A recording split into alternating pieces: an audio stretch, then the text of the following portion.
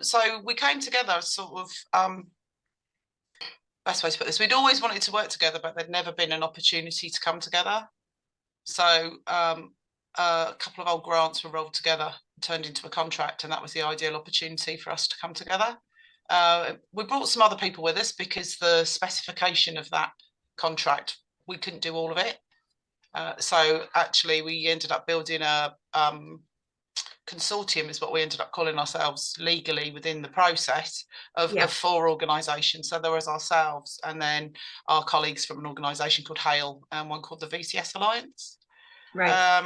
So it was an opportunity given to us, but something that Anthony and I have been trying to do together for probably 4 years. What do you think? That's sort of the summation of that, isn't it, Anthony? Yeah, I mean, I think we had, as chief executives of our organisations, we'd always had a conversation about how we tried to avoid competition between us, given that we work in very similar but differentiated fields. And so we'd had that conversation about how we tried to work together rather than in competition with one another. And this was an opportunity to do that in a much more formal way and to go into a procurement process very clearly saying we are not going to compete.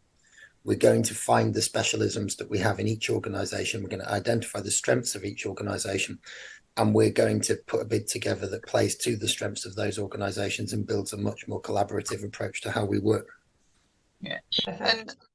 And we'd already been able to do something together, but less formal, around something that was around supporting frontline VCS organisations with their sustainability. So we'd already had a level of trust together.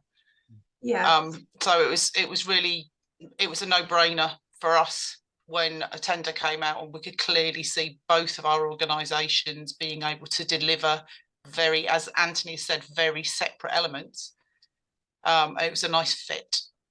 Yeah, that's brilliant. And sorry, this is a bit of a branch off question from that first one. So you said that you're obviously known each other before actually deciding to collaborate. Did you meet each other through like networking events, or was it just you kind of knew of each other's organisations beforehand? So Anthony's been in our local authority area for, I'll tell you how many years, and I arrived in 2017. And you have that big induction, don't you? So you go around and meet lots of people.